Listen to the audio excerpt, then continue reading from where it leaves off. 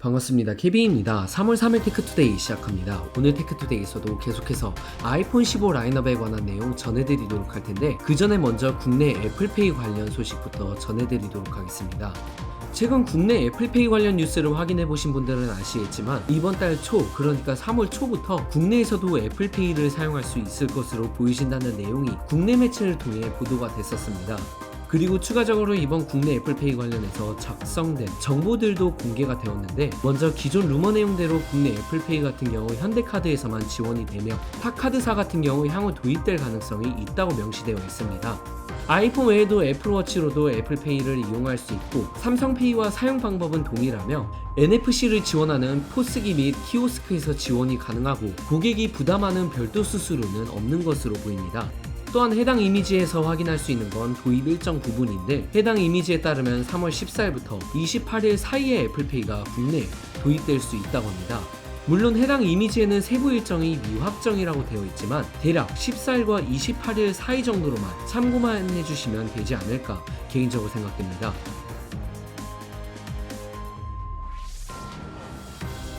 계속해서 아이폰 15 라인업에 관한 내용 전해드리자면, 이번 아이폰 15 프로 라인업 같은 경우 모두 USB-C 포트가 탑재되는 것이 확인이 되었지만, 아이폰 15 라인업에 탑재되는 C 포트 같은 경우 MFI 인증을 받은 C 케이블만 사용이 가능하며, 만약 MFI 인증을 받지 못한 케이블이나 액세서리를 이용할 경우 충전하는 데에 속도 제한이 있고 데이터 전송하는 데에도 어느 정도의 제한이 있을 것이라는 내용 전해드렸었습니다.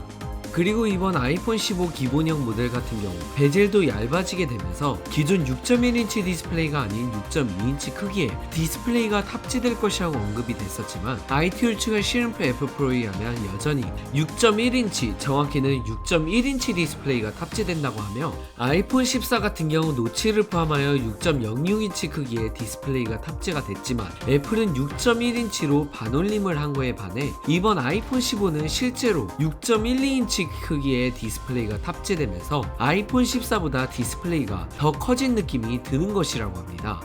그리고 이번 아이폰 15 프로 라인업에선 진동 피드백 방식의 솔리드 스테이트 볼륨 버튼과 전원 버튼이 탑재되는데, IT 유튜버 데니얼에 의하면 이번 아이폰 15 프로에서는 볼륨업과 볼륨 다운 버튼이 분할되어 있는 게 아닌 하나의 길쭉한 버튼처럼 툭 튀어나와 있을 것이라고 합니다. 마지막으로 아까 말씀드렸던 C포트 MFI 관련 부분에 대해서도 추가로 언급이 되었는데, 시림프 F 프로는 여전히 이번 아이폰 15 라인업에서는 MFI 인증이 된 USB-C 케이블 및 액세서리만 제한 없이 사용할 수 있을 것이라고 다시 강조하였으며, 이 부분에 대해서 걱정할 필요가 없는 게 기본적으로 MFI 인증을 받은 정품 C2C 케이블을 애플이 이번 아이폰 15 라인업 구성품 박스에 포함을 시킬 것이기 때문에 그렇게 큰 문제가 없어 보인다고 합니다. 오늘 테크투데이 소식 여기서 마치겠습니다. 시청해주신 여러분 고맙습니다.